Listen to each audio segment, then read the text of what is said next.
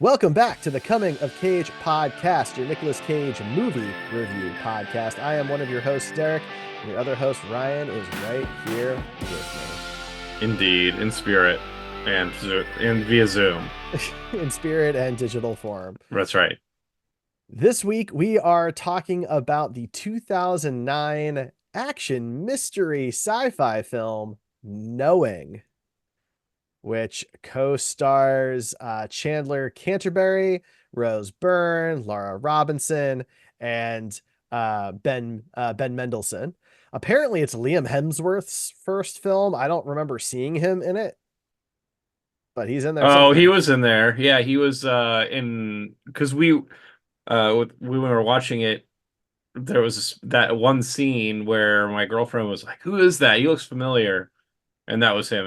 He was a student in the class. Oh, okay. So I guess he was just younger than I even thought, but I Yeah. missed him.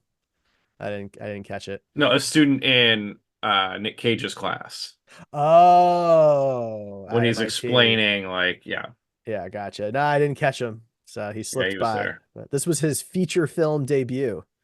He had a speaking role, so good on him. Yeah, look at that. So Ryan usually watches these movies and then makes notes, and we go through those notes. It's true. Oh, I guess it's worth noting it's directed by Alex Proyas. He did I, Robot, The Dark City, and The Crow for those who are interested. But Ryan, let's go over your notes. Let's do this. I do think it's worth noting that I expected like a National Treasure, or Mm. what was the Tom Hanks movie that where he has to like solve a bunch of puzzles? Oh, the Da Vinci Code. Da Vinci Code, that kind of a movie. Mhm. So the direction that this went, while not entirely unpredictable while watching the movie, was a surprise to me. It wasn't the way you expected it, but was still kind of trippy. Well, during the movie, like things started to be apparent as to how they were going to go. It got kind of Right. predictable, but it was just I did not expect it to turn into like a sci-fi thing. Gotcha. I thought it was more like, guy solves puzzles in order to I knew it was about like predicting future events based on the IMDb description that we read last week, but I didn't realize that it was going to go this direction. It was kind of like if National Treasure had ended when an Independence Day ship showed up and blew up the White House. You know what I'm saying? That is this movie. Yeah. Yeah. Mhm. Oh, well, that would have been a better movie, probably. Although I will say I was really enjoying this movie up until it kind of went off the rails. I thought it was, I mean, I wouldn't say it was great, but it was definitely gripping, and you wanted to know what was going to happen. And then it just, at one certain point, it just kind of goes ape shit, I for really lack of a want to better know term. what point that was for you. I don't know if I can pick out the exact point, but Okay. there's like, when it starts going in a specific direction, I'm like, okay, what? You know?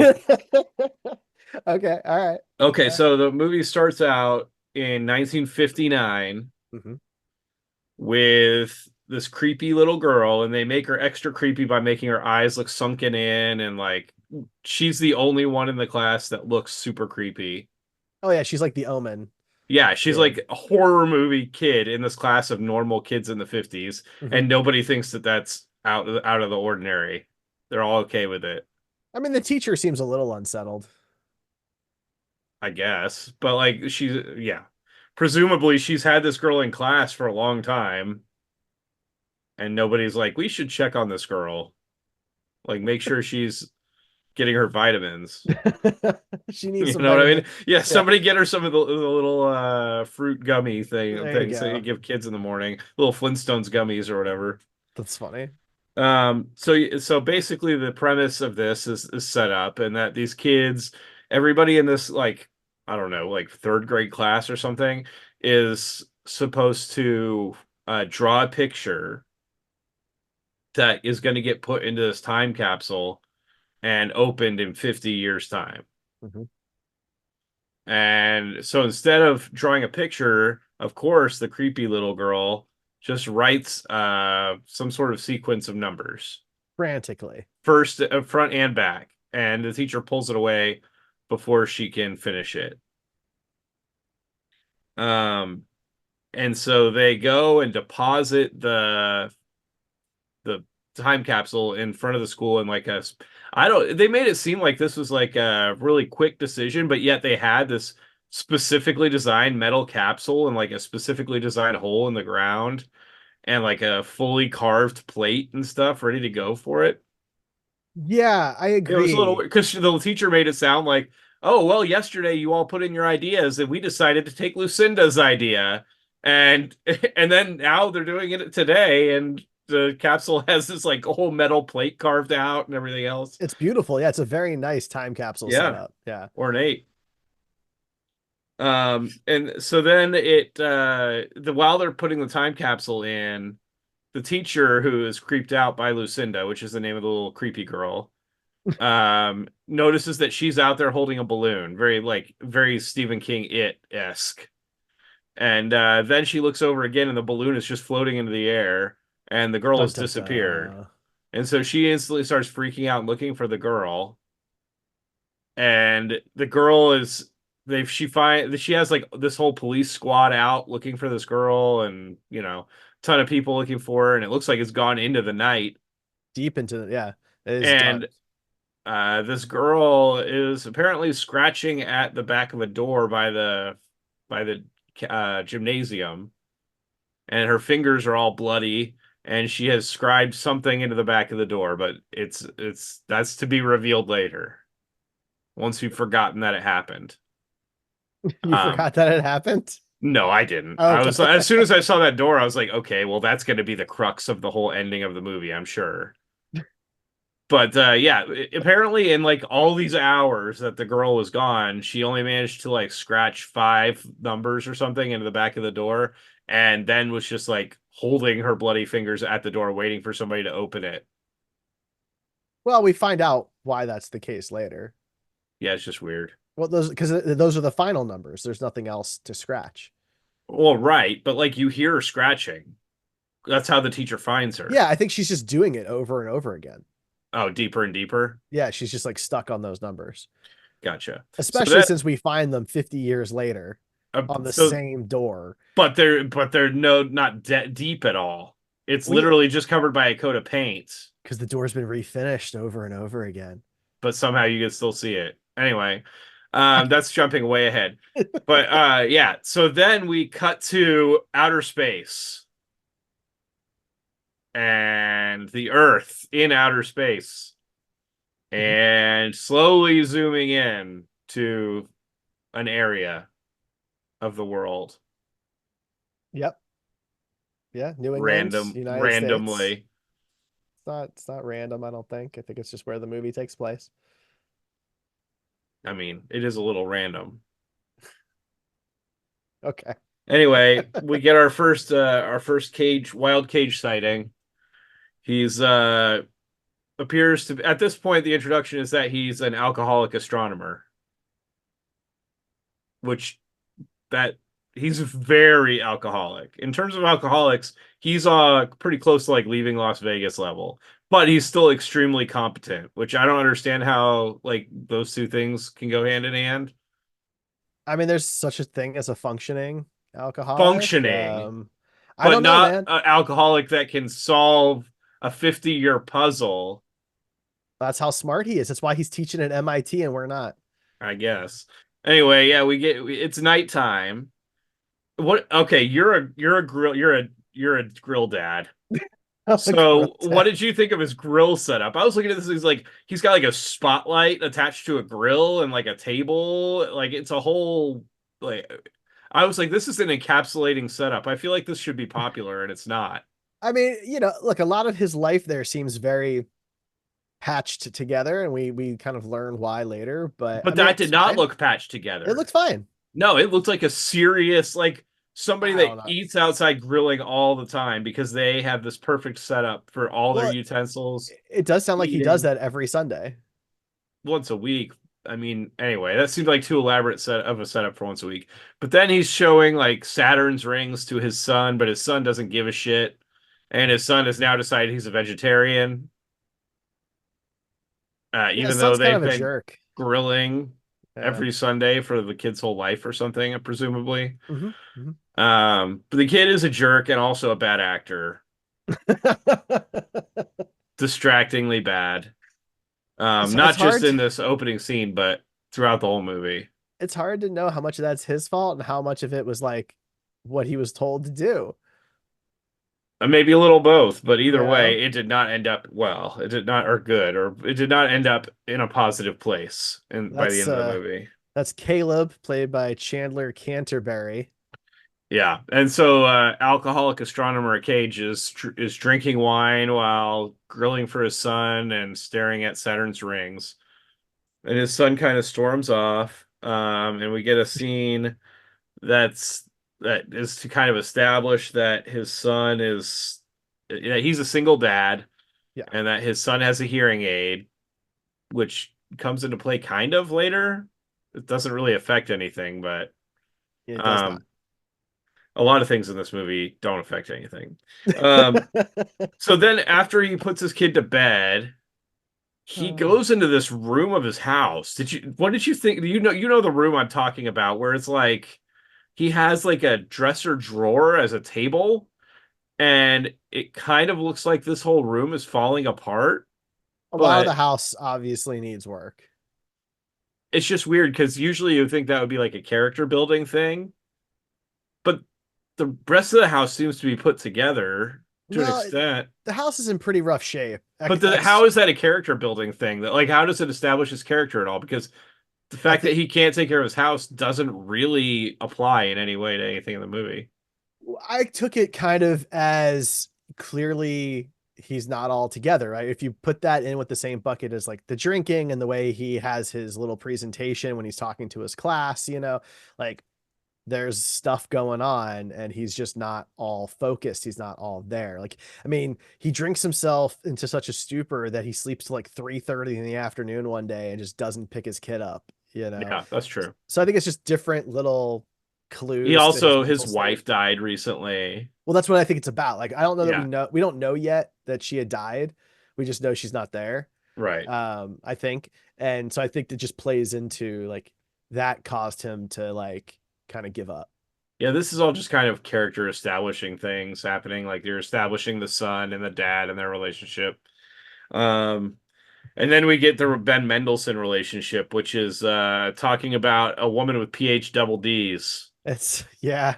that Yeah. he's trying to introduce Nick Cage to, which apparently is God. a really important thing, having PH double D's.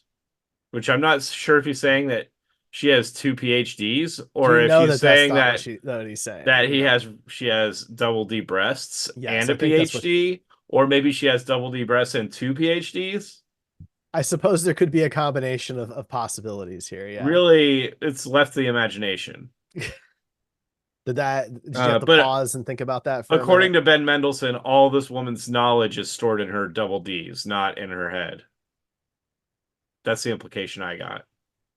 Um, and so of course, Nick's son goes to the same school that the 50-year time capsule was buried at, and his son is in the correct grade for this to line up perfectly. And so apparently in That bothers 59, you. what they did was they put these drawings in envelopes, and they have the exact same number of students in the class in 1959 that they have in the class in 2009.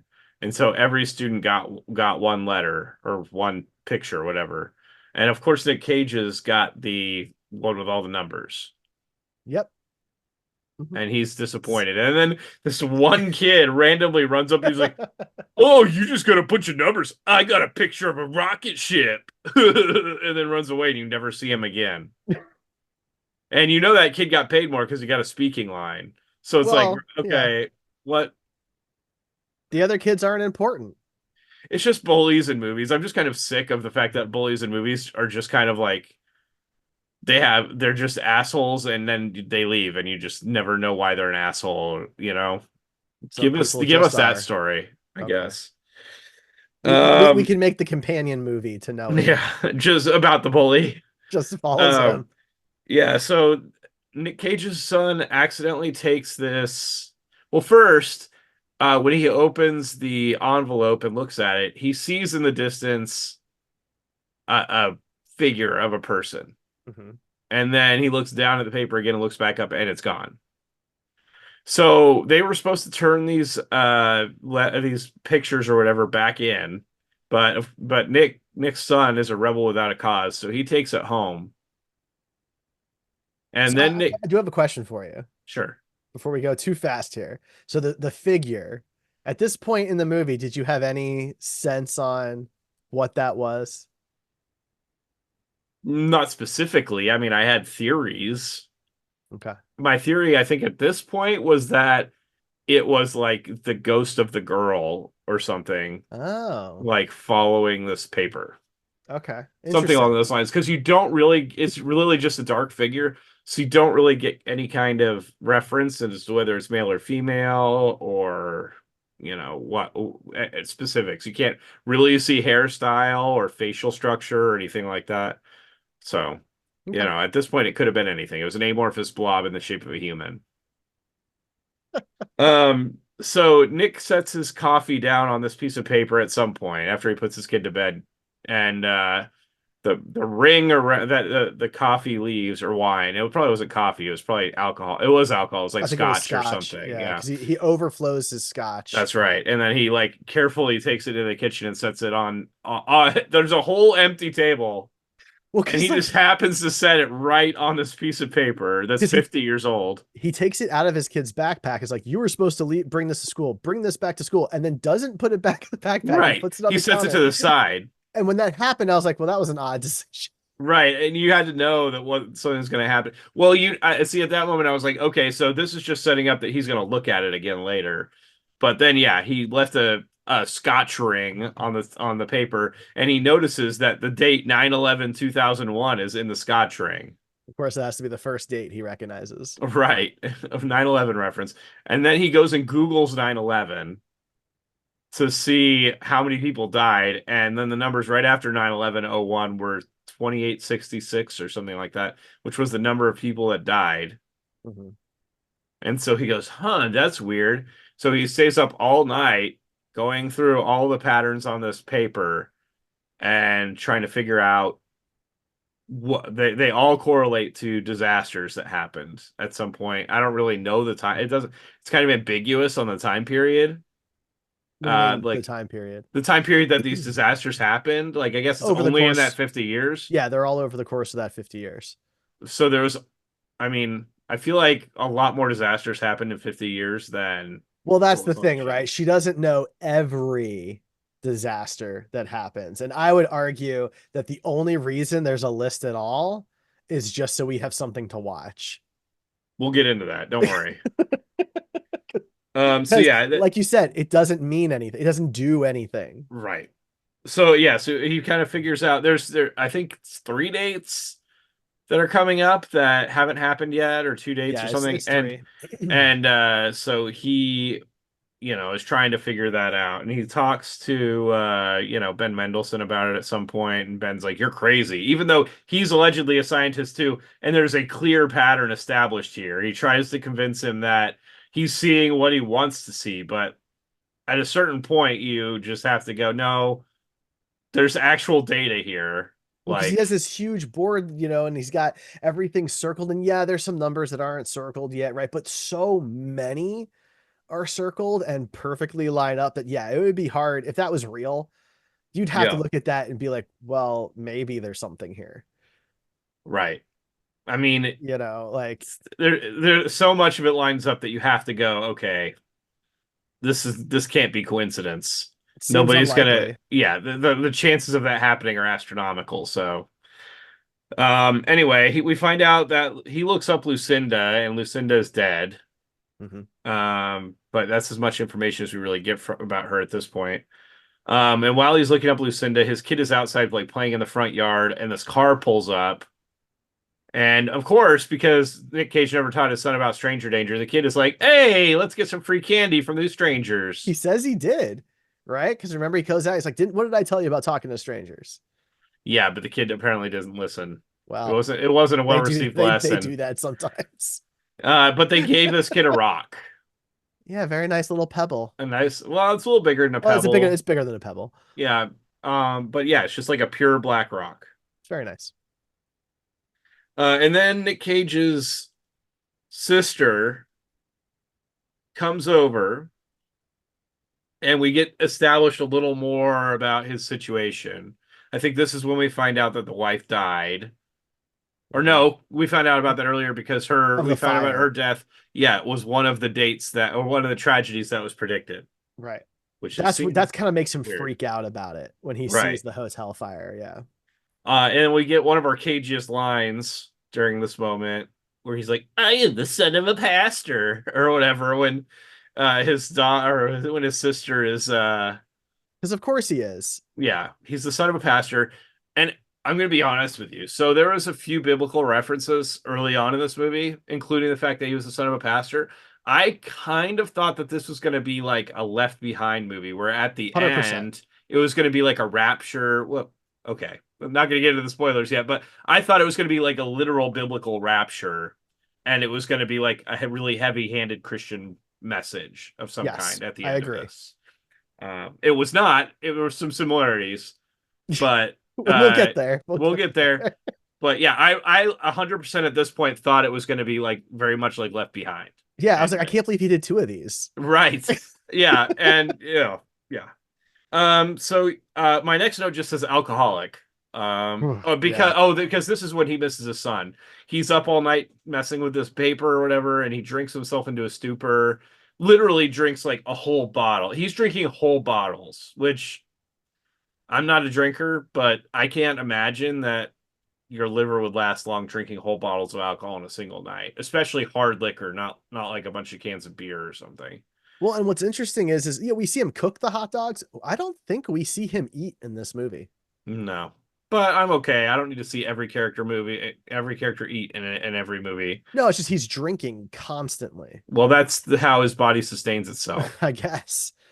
Um, but yeah, he sleeps through his son's picking up his son, and he's supposed to be the carpool for this week. His son says something about carpool, which I assume Yeah, he means he's supposed to be picking up like other kids too. yeah, because you see he takes other kids to the school one time. Right. But Yeah, then he's only picking his son up, I I guess. I think it's because he was so late. The other parents came and got their Picked up kids. kids up. Yeah. Well, why wouldn't they take his son home then at that point? I mean, that's a good question. That I don't know. I don't know. Anyway, he gets on the highway and he knows that this is the date that something is supposed to happen. That's And actually why he was up late. He was watching the right, news, waiting to find the see report what happened. And because then it everything happens at midnight Eastern time. apparently. So yeah, he heads to the school, and part of the way through the school, or on his way to the school, he realizes that there's some numbers in the sequence he hadn't decoded at this point, and that those are latitude and longitude, which I feel like an astrophysicist would probably have figured that out. I don't know. That seems like something pretty easy for an MIT teacher, astrophysicist to come up with. But I mean, I would think so. Maybe he's just out of practice because he's looking maybe, up into the stars and not here. I don't know. maybe. But yeah, so he realizes longitude and latitude, and he realizes that he is in the exact spot that this is supposed to happen, this tragedy. Dun, dun, Uh, dun. and so he runs, he sees an accident up ahead. The highway is at like a standstill. And so he runs up to go see what happened, assuming that this is the 81 people that died or something. There's a Mhm. pileup or something. And he gets to the police and starts asking about it. And the police are like, "You've got to go back to your car. You've got to go back to their car." And probably the best sequence in the whole movie happens right here. Very jarring. Yeah. Um, a plane just out of nowhere blasts through the highway, destroys a bunch of cars. It's an extremely jarring sequence. If you want to look it up on like YouTube or something, it's worth watching. It's apparently the whole thing was done in a single One shot. shot. Yeah, I Yeah, actually which like have was that really as cool. one shot through disaster. I wasn't sure. In the moment, I was like, there must be some cut here. But no, they did it, which is Yeah. very impressive, Yeah, actually. that's why I made a note of it, because I definitely wanted to touch on that. That maybe the movie wasn't great, had some questionable things happening, and bad plot holes and stuff like that. But that one shot was pretty well done. I will say that the flames kind of took away from it because they're not well done. The The VFX is a CGI, little rough. yeah, the VFX were bad. Like there's several times when he's literally standing in fire and not reacting, because they added fire in post. and Probably places they shouldn't yeah. have. Um, but his acting is really good, really believable through it. Mhm. But yeah, that whole sequence was the craziest, one of the craziest sequence probably in most of these Nick Cage movies we've watched. It was just so unexpected. It was a very big set piece for a Nick It Cage movie. was. Um, And for what this movie had seemed to be, so mhm. up to this point. Yeah. Um, I mean, there are but people like there's characters who are on fire. Some of them are constantly people screaming, you constantly know? people lighting on fire. Like Yeah. he literally watches 4 or 5 people catch on fire in front of him. And he puts a couple of them out. Like he really is trying to help. Right, but Uh, he's so in such shock, and it yeah. destroyed so many cars and stuff like that. I mean, it, and this is where 81 people died, which was the number that was predicted on this sheet of paper. And so he goes home, obviously traumatized Hmm. from this. And his sister had picked up the kid, his son, Hmm. and the sister's like, I'm sorry you went through this. If you need anything, I'm here. You know, his sister's pretty kind throughout the whole movie. Yeah. And the son is like, I can tell something's wrong, Dad. Talk to me. Blah blah blah. Talk to me. Talk to me. And Nick just won't talk to him. And he said, no more questions. You know, go to bed or whatever. And the kid is like, I'm not a kid anymore. And it's, I had my note says, I'm not a kid anymore. Says kid, Right. He's like 10. because yeah, he's clearly still a kid. But that was a weird line to put in there. I don't know. I mean, just for perspective, so the actor would have been 10 when they were filming. He would have Yeah. been 11 when the movie came out. So like it's not like he's like 17 or something. Right. He's a kid still.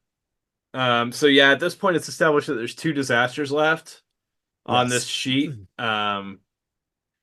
And wow, so he had this kid has this rock, and at this point he sees somebody like walk into his room. Another, Yeah. it's the black figure. Hmm. Well, it actually shows the black figure, the black like shadowy figure walking through the house. So it seems to be a physical person because they are walking through the house. It's not like a spectral entity or something like that. Right. And the kid starts getting feedback in his earpiece, in his hearing aid. And so I mean the person, signals to the kid to go to the window, and you start seeing like this orange light coming through the window. And so the kid goes to the window, and it's like a very Terminator, Hmm. the world is on fire type of situation. You see a moose that's on fire randomly Yeah. running out of there, and it's just like freaking out because it's on fire, but it's really bad VFX. And then you see like a bunch of animals seemingly running out of the fire, but towards the house. Like, are they just running into the house? I think there's just fire everywhere and they don't know where to run. I guess it was a really That's my weird takeaway. sequence. But the kid basically sees the whole world on fire. Hmm. Um, And he's a little freaked out by and that. he's hearing whispers. Yeah. Um, which I guess we should mention Lucinda was also constantly hearing whispers Hmm. in the 50s when she was doing that paper. Now Um, at this point, assumed that these guys, these figures, were angels at this point in the movie because they're dressed exactly like in City of Angels. they were Um, dressed similar, that's true. they don't talk. They haven't, at least at this point, they hadn't spoken at all. Right. And with the whole, like, his dad's a pastor thing and all that, I was like, okay, so these are angels then. That's what this is. Yeah, I still didn't really know. I hadn't gotten that far. So you were ahead of me. I still wasn't Um, exactly right. that's true. So Nick decides he needs to find out more about Lucinda Mhm. and what she was about. So he goes to her address where she lived. And No, he looks up the daughter. oh, did he Yeah. specifically? Yeah. Okay, so yeah, he looks up the family or whatever, and basically my note didn't really give details. I just said stalking woman and daughter because Totally. he straight up stalks them. Oh yeah. I guess his kid doesn't have school this day. It must be like a Saturday or Sunday or something, and so he goes to this woman's house, and she's going to like a museum with her daughter because her daughter loves animals, and Nick Cage and his son follow her to the museum, and Nick Cage tries to like set up a meet cute essentially so that he can get more information. So he kind of tricks her into Oh, talking to him. He sends his kid to go talk to the daughter, and of course they get along because his kid loves dead animals. I guess that's what's implied. He loves skeletons, yep. and the other girl loves animals just in general, so they get along really well. And Nick uses this as a chance to like talk up this woman about her daughter and how their kids are getting along, and he's always a single dad and all this other stuff. Fun Uh, fact, Laura Robinson plays this girl Abby, but also played Lucinda in I 1959. So thought she looked familiar. yeah. Less like sunken eye makeup. Yeah, I mean she clearly they set her up very different, but she does play both roles. Yeah. So eventually Nick is like, "Oh, should we go get lunch? Should we go on a date?" And she's like, "Of course we should. Why wouldn't we?" And so they go out to eat, and immediately before they even order, Nick is like, "I have to be honest with you. I need to ask you questions about your dead mom." It's so bad. It's such a Yeah, cringy scene. it's super cringy. Um, And he does like the arm pull when she tries to get away, which is yeah, never good. and Never he's done it good. in a lot of movies. Maybe that should go on the bingo. Maybe. But yeah, she does not want any part of this. She freaks out and leaves. Um, my next note is creepy guys at house. Yeah, they keep coming back. There's like more of Right. them, right? At this point, I think we see like five of them or something like that around the house. Yeah, is this where he like chases one out in the He woods? does with a baseball bat. Yeah. And he's like hitting a tree. He does smack the tree. Yeah, Yeah. we were questioning whether this was use a melee weapon on our bingo card, but I said no, I think it's used on like a human being or alien or something like not a tree. Yeah, you have to at least be swinging at a living Right. animalistic type Yes. thing. Yeah, that's fair. But that's funny though. It is funny. Yeah. So we see him get in his truck again, which apparently survived the plane crash. Well, the crash is well in front of his truck. They do Was signpost it? that. But he Yeah. never goes back to his truck that you see. So I just assumed the plane took it out. I mean, I assume that's how he got home. I mean, I guess. I don't know. Though he was in no condition to drive, Right, but like he was driving while he was in severe trauma. Anyway, this is a great commercial for that Ford, though. I'll tell you that. F-150, yeah, the truck of people that just went through severe trauma and watched a plane crash in front of them and 81 people die. Well, he puts a lot. He puts that truck through a lot in the movie. He does do a pretty sweet jump in it later. He also does a really nice fishtail, like He drifts 180. it. Yeah, Yeah, he does some Tokyo drift stuff with it it's later. pretty good. It's pretty good. Um so now we're leading into the day for the second disaster. Mhm. And I guess the coordinates were in what, New York? Yeah. And so he goes to New York. He has his Well, but sister before he watch the does that, son. he's watching the news obsessively, and he hears that there's talks of maybe like a terrorist attack. Oh, that's right. So he calls in a tip saying exactly From a where payphone. from a payphone, saying exactly where it's supposed to be. And then I guess he was going to go double check that they took it I'm not seriously, sure why he went there. That was all really weird decision for somebody who's supposedly that smart. right? Like, I just don't know. Like, he figured what? If the FBI doesn't take him seriously, he's going to take care of it himself. I He's going to John guess. McClane this shit. Well, I think at this point he believed that he was supposed to be at these events, and that's why he kept going Mhm. to them. Gotcha. But he does like see a police officer there who doesn't at all look like FBI or anything. And he goes up to her and he was like, did you guys not take my tips seriously? Or something like that. And it's like, and so instantly she's like on the radio, like, we got the guy here, he's right here, he's right here. And now it begins a chase scene. And they chase him throughout New York and onto this like subway line. I And have to he's ask. I have to yeah, ask at this point. Is it common for someone who is planning a terrorist domestic bombing type event to also show up at the event to make sure their tip is taken seriously? Is that a thing that happens? I don't know. I don't work for the FBI, hard to say. Like, I need to know if that's a thing that happens because that's how they were acting. Yeah, it was weird. It was weird. But he's runs down and tries to hide in the subway, but he keeps seeing people that he thinks are like a terrorist, which is a Yeah. little questionable. Yeah, But he's very but paranoid. yeah, one guy he sees clearly has like something in his coat that he's trying to hide, which I thought was going to be a dog. Oh. Like he either stole somebody's dog or it was like a puppy or something. But yeah, so he sees this guy and he chases this guy onto a subway train, and the police are chasing him, and they get to the very end of the subway train, Hmm. and the police catch up to him, and he's like, "No, that's the guy. You got to stop that guy." And they've got guns trained on both of them, and the guy just like lifts up his jacket, and a bunch of CDs fall out. I think he stole Very some very movies. 2009. Yeah, like DVDs and CDs and stuff. Um, and so he's in shock at this point. And around this time, you see another subway train like plowing toward. It's kind of I had a hard time following exactly what was happening in this accident, So but there's another subway car train coming the other direction, and something faulty in the electrical on the track happens that causes the train to go off the tracks. maybe that yeah, that must be what it was. And so it like plows into a bunch of people on the subway line, and like it's pretty gruesome. I mean, it's exploding people. It's It a long reminded me sequence.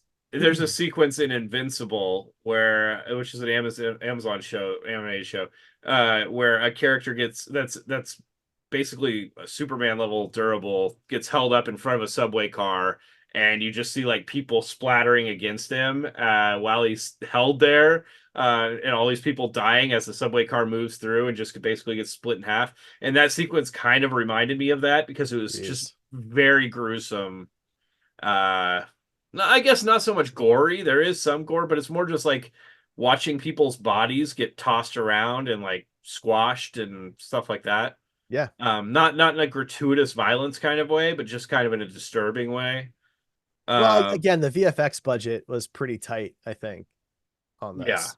I mean, I think if they had their choice, they would have made it more gory and gratuitous, but I actually appreciate that it wasn't overly gratuitous because it's easy to turn a movie like this into gore porn, Yeah. and there is a market for that, but I don't think that would have been the market for this movie, which I guess it had some sort of market because it made money, but um so yeah, we get that whole subway accident, and then we immediately cut to shirtless Nick Cage in the shower,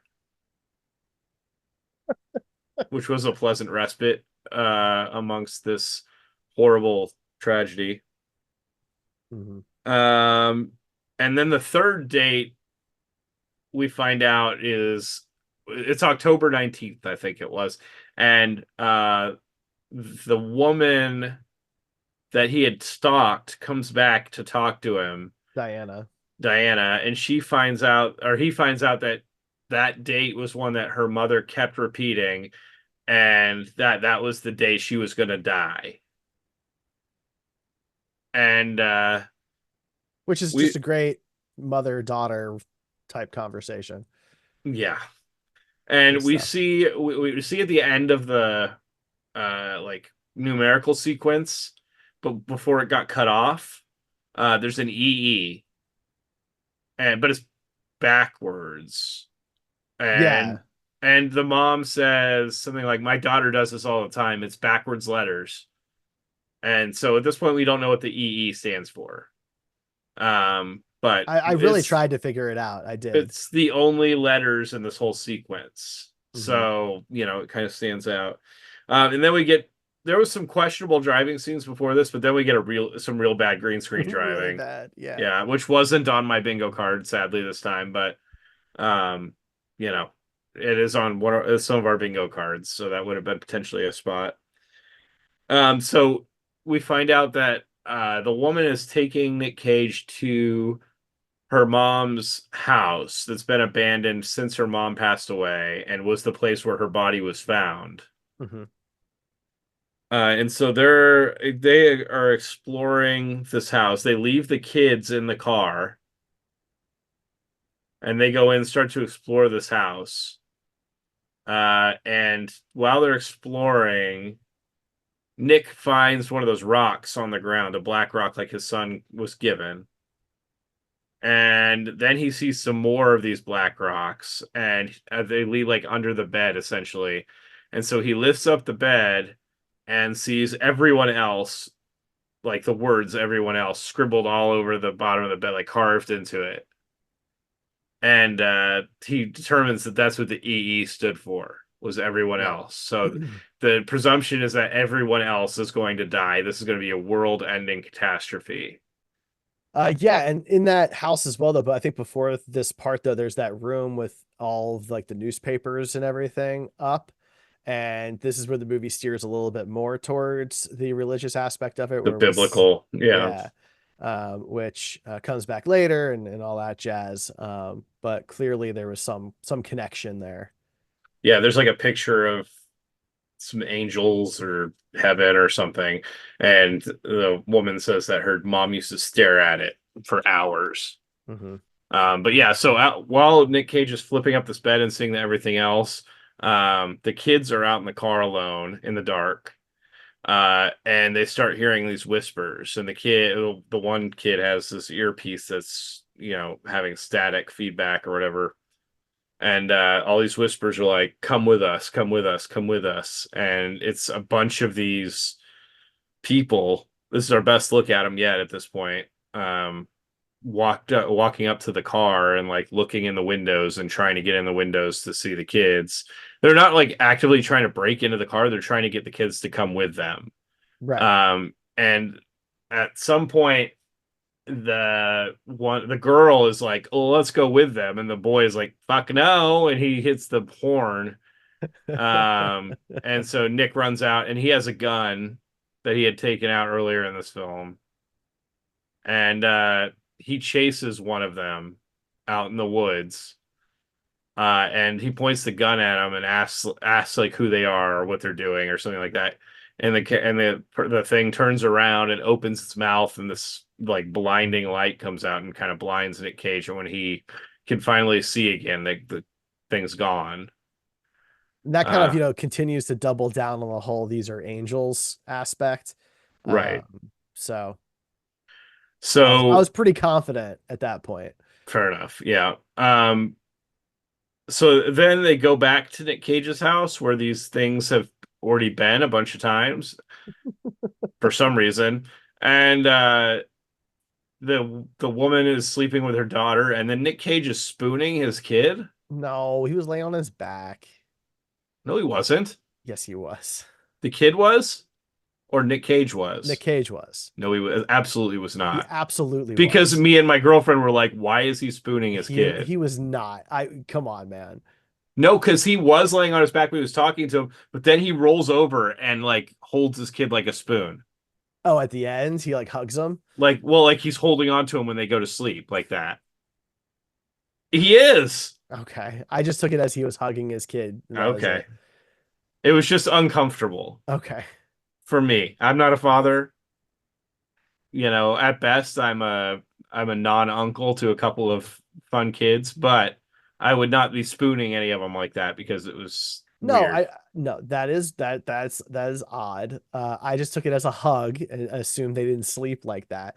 But I was more wondering why didn't they all just like camp out on the floor in the living room or something together in the since like same room. because Yeah, that would these make sense. right these figures keep breaking into the house. At this point, it's like a horror movie, and you got to go play by Kinda. horror movie rules, Yeah. But Right. no, the horror movie rule is just splitting up. So at this point, my next note is Super Flare. So he kind of figures out how the whole world is gonna end. I don't remember what exactly triggered it, but he goes to his lab at MIT and does some math or something and figures out there's going to be the sun is going to have a super flare that basically superheats the world Burns off and the ozone. burns off the atmosphere and kills everybody. That's not like in a steel lined underground bunker. Maybe even then. I think you said Well, that unless you're a mile underground, you're gonna die. yeah, I mean, I suppose it's possible there's some billionaires who have bunkers that are shielded in some way. But even then, like you can't ever leave the bunker if the atmosphere is gone. So Right. Yeah, that's it. You're that's done. your life now. Enjoy the like tiny bunker and Yeah. whatever food you have and your Right. miserable death of starvation someday. Um, so he calls his dad when he figures this out and tells him so it's like crunch time at this point because it's coming down to the last minute. He knows it's going to happen this day. But yeah, he calls his dad and says, Dad, I know you need to take things seriously or something. So it's something about how the pastor needs to take things seriously. He wants his Anytime dad to believe him. call of God or something has to take Yeah. any call of God seriously, and so his son pleads with him to take this seriously, and his dad does not, and says that if it's his time to go, it's his time to go. Well, I don't think that's the same thing. I think he takes it seriously, but he's not going to try and, you know, he's not going to do anything about it. He believes him, right? But he's just going to see through to the end of the world then. Sure. So he's freaking out about that. And then when he goes to get his son, because when he tells the woman what is going to happen, her idea is to go to a cave system that she Mhm. used to go to when she was a kid. And he doesn't tell her that, that's not going to save them. Even though he knows that they'll still die there. Um, but he goes to get his son, and his son is scribbling down a bunch of numbers just like the girl did in the 50s. And when he takes the paper away, his son starts scraping it with his fingernails into the table. And so this part was a little bit of a plot hole for me. So, like, was his kid writing down the numbers for the next 50 years? That doesn't make any sense, does it? Because there is no No, next because there is 50 no next 50 years. years. Well, so Yeah. was he writing down a bunch of numbers for the last 50 years? That doesn't make a whole lot of sense either, does it? No, that's why I'm saying it's kind of a ridiculous plot hole. Yeah, I think they wrote themselves into a corner and they were like, well, how the hell do we get them to go look at the door? Yeah, probably. And so yeah, that's where they go. Nick Cage is like, I've got to go do something, and so he goes to the school, steals the door Oh my off God. of the wall, or steals the door off of the hinges, This whole runs out with scene, it, then runs home he breaks windows to break into the school under the assumption that the door has not been replaced in in 50 50 years. years. Yeah, Okay, even though which, there was a student with bloody fingers that had clawed her way into the door, right? Like, oh my God. And this right here, this is the only reason he has a truck in the whole movie is so he could take so you his could fit door that back door to in the there. Yeah. house. Meanwhile, the woman and her daughter are waiting to go to the caves. They know that this is going to happen any minute and that they need to be at the caves. And he's like, no, I need to refinish this door real quick. And so he's like taking a heat gun to the door and scraping off paint and stuff like that until he can find out what the last few numbers were. But yeah, we kind of talked about this earlier. He gets the paint off and he gets down to like the wood, and there's no like divots in the wood or anything where things were scraped out. There was just like a different finish in this part. And this wasn't wholly unbelievable because as somebody who's used like wood filler and things like that before, when you paint or stain over it, it does tend to look different than the wood. So, I mean, I guess if they filled in the door instead of replacing it, which seems ridiculous, but if they just used a bunch of wood filler and like filled in the numbers or letters on the door and then painted over that, then I guess that makes kind of sense. But it was weird choice. Just replace the door. Yeah, I At don't this know. point, it's cursed. Like you had a kid scraping into it with their bloodied finger nubs. So just, get rid of it. It's also a 50-year-old door that, that is in a public school. Like, I got to Right. imagine it's in pretty rough shape. But he while he's doing this door, the woman kidnaps his kid. Diana takes her daughter and Caleb. Yeah. Yeah, and she's like, "Oh, don't worry, your dad is going to be right behind us." And he's not. Spoiler alert. He's trying to work on this door and get these last few numbers. Well, it turns out the numbers on the door go to the location where where her mom's house was, Lucinda's house.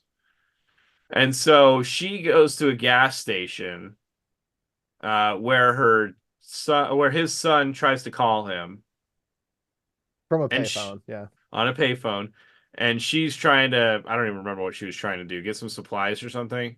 I think she needed gas. Gas, yeah.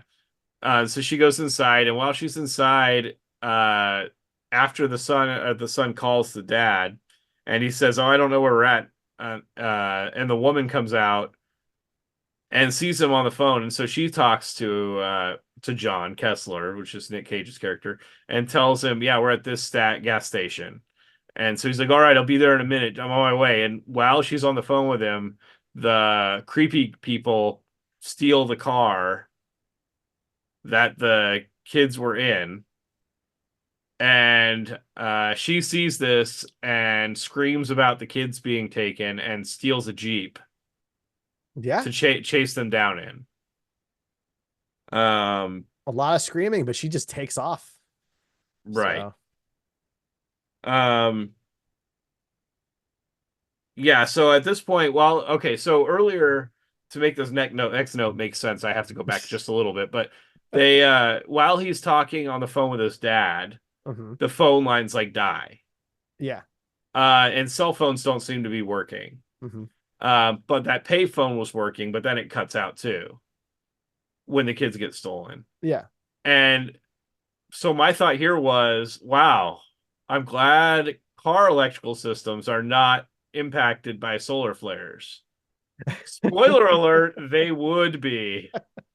Well, I guess it depends what's being impacted. Is it the satellites in space that are being impacted? Is it the big towers that are being I impacted? Like, mean, what to is it? payphones that go through Well, the the question is, ground, well, what died? Did the payphone die, or was Nick Cage's phone the thing that died? I don't know. That's the But problem. Yeah. cars are still working. Cars are fine. Don't worry about it. And so yeah, that was my next note. Anyway, well, she's chasing the kids in this, or chasing the car that has the kids in it, Mhm. and she gets run into by a semi and dies immediately. Yeah, I gotta be honest. That caught me off guard. Well, not immediately. She has time to grab a rock. One of the black Well, rocks is in the yeah. car, I don't know that and she actually grabs it. it was in her hand when he I finds her know. body. But it's also when she crashes, there's one sitting in front of her too. I think that the beings keep like they're responsible for that. Okay. Well, in any case, she has a rock in her hand when Nick Cage, Because there's one after on top of the payphone too. after Tokyo drifting, that's true. After Tokyo drifting to catch up to her, in his F-150, he he looks at her body in the ambulance because all the ambulance drivers just leave, which is something I'm sure ambulance drivers do all the time. They just leave dead bodies in the back of their ambulance while they go do something else. And so he gets into the back of the ambulance and is like kissing her hand and realizes she has something in her hand and it's one of those black rocks. Yep. Um, so he goes to that property where um the latitude and longitude sent him from the Mhm. door. And he gets out there and it's dark, it's nighttime, and but he realizes that the ground is covered in these black rocks.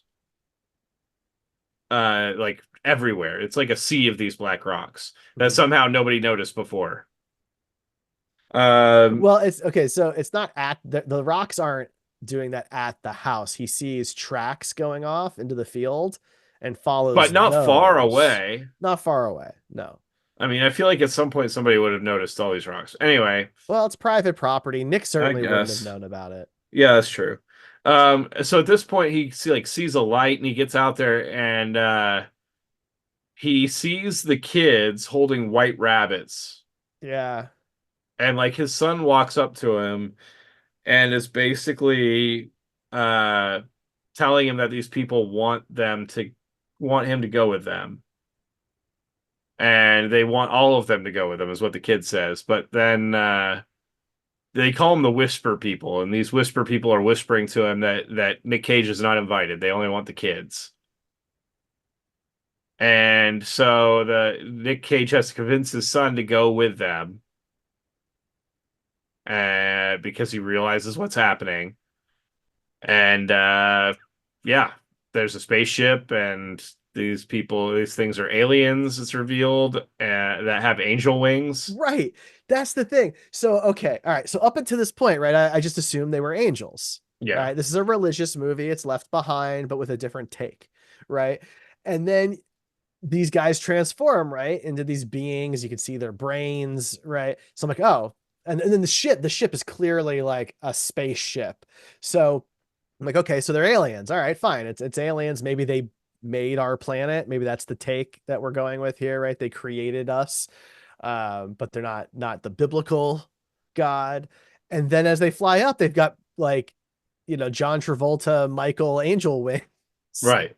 So yeah, my take on it was that this movie was kind of posturing the fact that the stories in the Bibles wasn't about like a god, but the god was actually like aliens, and like what if people like 10,000 years ago, or however long ago the Bible, I don't know, what is it, 2,000 years ago, Don't know. uh whatever, however long Oh it my was, God, back man. in dinosaur times, if people back then had seen these creatures, um what would they have just assumed that they were God and angels, or would they have assumed they were aliens, or what? And this is my take was that it was posturing that the Bible was talking about aliens this whole time.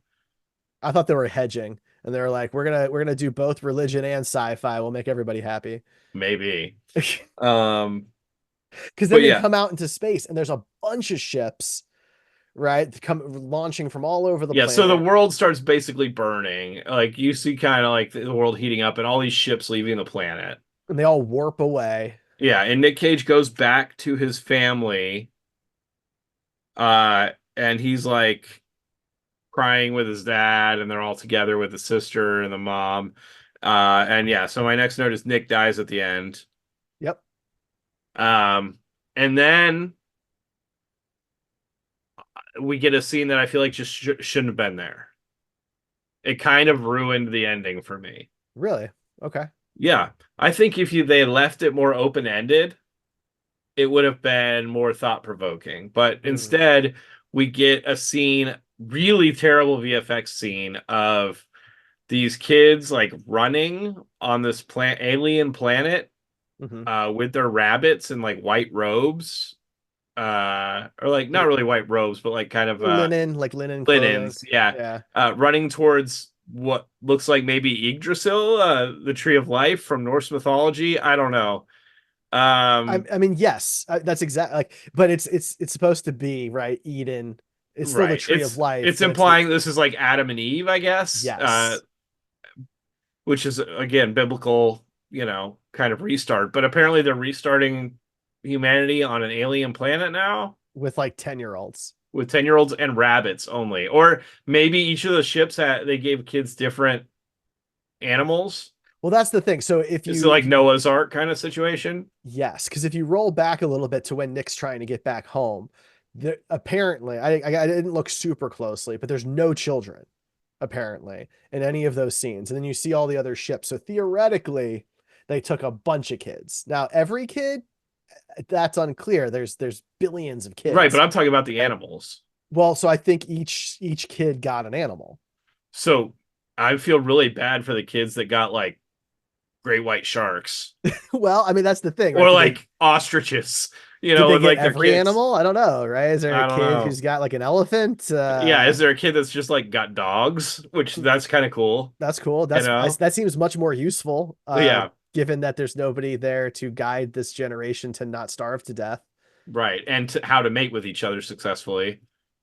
Yeah, I mean, I guess once they get old enough, maybe they would just figure that out by watching the animals. Or maybe some of the kids were a little older and already kind of knew about it. But none of them speak the same Took language. took They're from some all over sex the ed world, classes. That's right? true. Like what the kids from Boston are going to talk to the kids from Taiwan and know Well, I what think each they other could are figure saying. that out with like hand gestures, probably. I don't know, but I think you're right though. I think it just goes a step too far and wastes a lot of money on VFX that probably could have been put to good use in other scenes. Yeah. But Yeah, that that's that scene kind of, in my opinion, kind of ruined the ending. I think it would have been a much stronger movie without that at the end. I Um, found all of everything from the moment the spaceship shows up is baffling. yeah. So Definitely like jumping the shark kind of moment. So then my final note for this movie, which will is probably a similar thought to what you had, but I just had to write it down at the end of the movie because I was like, okay, I want to make sure that me and Derek are on the same page with this. Okay. So why did the aliens tell the girl dates and locations for 50 years worth of tragedies if the kids were or the aliens were just going to go kidnap the kids anyway and drive them to the place? It makes no sense. It's That's the whole there. plot of the movie, It's the though. whole plot. It's only there to give Nick something to do for the audience to see because it doesn't make sense. There's these, none of these things can be avoided. So it's not like she could have become like some type of superhero or something, Right, right? So they're unavoidable events that lead up to something that has nothing to do with those events right. because Completely off the grid. at no point is it ever shown that these beings are responsible for the other stuff. They don't intervene ever. All Right. they do is take the kids at the end of the world. So there is zero connection between the final event and any of the others. Yeah. Yeah. So basically the entire plot of the movie has nothing to do with the ending. It's two different movies. It's two different stories being told that are completely unrelated and neither one really has a resolution. I mean, the kids get to go to another planet, I guess. Right, but that story just starts at like 10 minutes before that. So it's not ended there. You know what I'm saying? Yeah, Like the no, ending that's would true. be the repopulating of humanity and like taking over this other planet. So it's two stories that are completely unrelated and neither one gets an ending. I guess the one gets the ending of the world Because just they all die. ceasing to exist, but that's not really a good ending in terms of storytelling. I will say that during this time period, kind of disaster movies were kind of a big thing. Yeah. Around 2009 era. And most of them were not bold enough to have the world end at the end of the movie. And I will say that I was happy that this movie went that far, but I think it would have been even more potent if the final scene hadn't happened because then it's like, well, humanity's restarting anyway, so who cares? Well, I agree with you there. I never saw 2012. Did you see 2012? Probably, but it's been a long Yeah, I time. don't I don't know. So I don't know how that ends. The I day will after say all the ones I saw never really had the whole world ending at the yeah. end. I mean that's There was fair. always humanity survivors, and the on Earth still at the end. You Yeah, know, no, that's a good point. This is a very strange movie. I think you hit the nail on the head that the list of numbers is totally irrelevant. It's just there to prove to Nick that this is real, but it doesn't matter because the kids are getting saved anyway. I don't know. And I don't know if they're aliens. I don't know if they're angels. I don't know if they're supposed to be both. And it's like you said, like we just interpreted them yeah, as godlike angels. Yeah. beings. That's very unclear to me. Well, we go through some of the reviews for the movies after we've started doing this. I don't know, after 50 episodes in or 45 episodes in, we started doing this. Mhm. Um, Here's some 10 out of 10s for you. I know you like these. 10 out of 10, originality. In a world filled with sequels and prequels and the same rehash stories we see every year, this movie does stand out as being an original apocalyptic movie.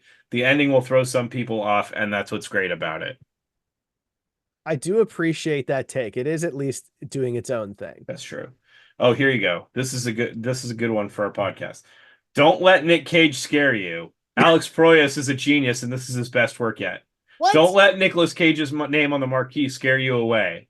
This is the director of the Crow and Dark City given free reign, and it is amazing. Assuming you accept a revelation about two-thirds of the way in, the ambition here is pretty staggering by the end. Having just seen this, I predict viewers of it will fall into two camps: unabashed love or extreme dislike, save for a few scenes.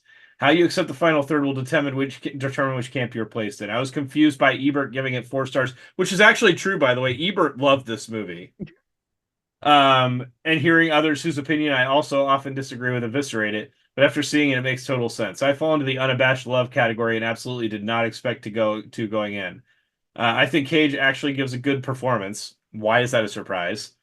And feel like most of the criticism on his part is either residual from other aspects of the movie, which people don't like, or just bandwagon stuff he admittedly brought upon himself with multiple disasters, such as LaBute's Wicker Man. All right. Um, We'll get to that one. yeah, we'll get to that one. This was short and sweet. This is one of the best sci-fi movies ever. This is a movie which stays in mind for a while, and the ending left me with tears in my eyes. Same as the ratings. People, you are ridiculous. Short and sweet. Okay. Um, this is just about the movie who is really ahead of its time. I really think that Alex Proyas has a lot of knowledge on metaphysics more than religion. So when the movie was in the last part, my first thought was, why has nobody ever made a movie that talks about metaphysics more than religion with a Hollywood budget? I've read all the comments on the movie, but I think the director made me almost cry when I saw the orbs at the end. Thank you for doing that and knowing, in quotes, what a little people on this planet could see. What? I don't All know, right. man. Let's get to the 1 out of 10. This is All what we're right. really here for. That's right. Uh, 1 out of 10. Intelligent design propaganda. I was pretty intrigued by the flow of the movie and the twists and mysteries it presented. I did cringe a bit at the classroom scene where the protagonist questions if creation of life was a result of random chaotic events. I cringed but dismissed it as an appeasement to the majority of religious people in this country. Granted, after the above mentioned scene, the movie turns back on a mystery thriller track. As some other reviewers mentioned, and I agree, a movie is worth 6 to 7 stars out of 10 until you see the grand finale. It is then that the movie truly reveals its face, nothing more than the creationist piece of propaganda. Life is too complicated to be created by accident slash evolution, and too fragile to exist slash survive without some sort of divine alien interference. Cheap and reprehensible way to end a movie. I'm still shaking with anger, cheated by the climax of the movie showing the transparent, intelligent design message behind it. Wow, Jesus. I went hard on that one. I know. This one's the title of it just says by Stormy Poo. Uh, Okay, so I sit down with my husband to watch Knowing, and oh boy, where to start? It seemed really promising at first, then quickly slid down the slippery slope of crappiness. Never, that's a rough slope to go down. Just Yep. never in my life have I watched a movie at the end thought, wow, that's almost 2 hours of my life wasted. As soon as I realized the implications and that aliens and religion were paramount, my ears and eyes screamed out rape. That seems excessive. A little bit. I'm completely offended that the writers of this movie in quotes would think that we were retarded enough. Wow, okay. Ooh, Calm down. This was in 2009 apparently this review was written. Jesus. That's still not acceptable. Enough to think to ourselves at the end of it, wow, what a fantastic movie. Aliens, religion, and in parentheses, don't tell me religion isn't slipped in there because it's got Adam and Eve at the end screaming at us. So yeah, I hated it with a passion, and I'm really not a mean person, but wow, I'm truly amazed if there's anyone out there that respects and enjoys this flick. I'd type more, but I have to go take a shower. I feel dirty. God. That's that's a pretty vile review. Yeah. I mean, it's Well, pretty much just more and more like that, so I don't need to read any more, but no, that's harsh, man. That's it's a pretty harsh note. harsh. Yeah, it is. And what's crazy is this is a 6.2 out of 10 on IMDb, so that's in terms of the Nick Cage movies we've reviewed, that's not that low. No, it's not. It's not. That's in the upper half for sure. That's very interesting. Yeah. I should put the IMDb scores next to our scores in my spreadsheet so I can have like a frame of reference. We do have to score our movie now. So we do two different scores, overall quality and overall caginess on a 20-point scale because there's a lot of movies to cover. One low, 20 high. Um, for this one, this is kind of a weird thing for me because like there's parts of the movie that are good, The one right? take, yeah. Yeah, the Um, plane scene is really cool. There are parts of the subway scene that are really intriguing. Like the chase was really good. I yeah, was definitely interested. And I love numbers and I love finding patterns and things, I just find it fun and interesting, though. I don't really go beyond that. I like coincidence. right. Um, but it certainly falls apart at the end. Like you said, I agree with you completely. So I kind of want to put it maybe just like a little bit above Left Behind. So we did Left Behind. So this is episode 57. We did Left Behind back on episode 32. And I gave Left Behind a 4. So I think I'm gonna give this, let's see. Well, I'm gonna give this a 7, Okay. looking So at a you couple of the thought other this movies. was worse than the average Nick Cage movie that we've watched. Yes, I do. Okay. I was thinking more like a 9. Okay. I think So it's very close to the average Nick Cage movie. I think there were things going for it. It was an interesting idea, whether you think that it was well executed or poorly executed. Um, and there were some good moments in it, but overall, yeah, not great. yeah, no, I think that that's fair. I was just kind of looking at some of the other movies. For example, I gave the Humanity Bureau a 9. I actually prefer the Humanity Bureau. I would put this right on par with the Humanity Bureau, I think. So, You gave that a 7. did I? You did. Hmm. Mm. So, Okay, we'll go with an 8. How about that? Then oh, I'm okay. close. I gotta change Oh, my fill in that numbers. gap a little bit. All right. So a 7.5 on quality then is what we're looking at there. Then we have caginess. And frankly, I don't know about you, but I don't really think there's much caginess in here. There was a few moments, but yeah, nothing crazy. I he's obviously he's upset a lot, but I don't think any of it was stereotypical caginess or over exaggeration. I think his performance was pretty solid. Yeah, I mean Um, there was at least one moment where he did like a kind of a big cagey thing, and then there was that whole like my father's a priest moment when he's talking to his sister. But really, yeah, for the most part, pretty grounded performance. so with that, I mean, I'm thinking like something like a 4. I was thinking 5. Yeah, I think Okay. we're in the ballpark there. Okay. So a 7.5 on quality and a 4.5 on caginess. And now we got to see which Nicolas Cage movie joins our Wheel O Cage. So we spin our Wheel O Cage each episode or each every other week or whatever to figure out which movie we're going to watch. And so something has to replace not Left Behind, but Knowing on the wheel. And that is the movie called Looking Glass. Looking Glass joins the Wheel O Cage. So to find out which Nicolas Cage movie we're going to talk about next time on the show, you'll have to watch the next Wheel O Cage spin for episode 58 of the Coming of Cage podcast. You can go to comingofcage.com for all of our links. You can subscribe on your podcast app of choice, or you can watch us by subscribing to the Derrico Studios YouTube channel and see our lovely little faces there as well. Ryan, anything else on Knowing? My dad is not a pastor. I mean, same. We have that in common. Cool. Cool. All right. Well, that's going to be it for us. Thanks for listening to blah, blah, blah. Wow. Thanks for listening, everybody. We'll catch you next time.